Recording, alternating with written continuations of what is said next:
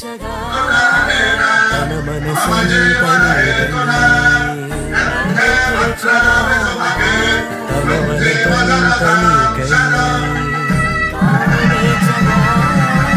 అవధులు దేని ప్రేమగా మూడు ముళ్ళతో 7 అడుగుల అగ్ని సాక్షిగా ఇద్దరు ఒకటిగా మారగా మరుపేలేని సంతకం వెళ్ళి పుస్తకం మరు జన్మకి తొలి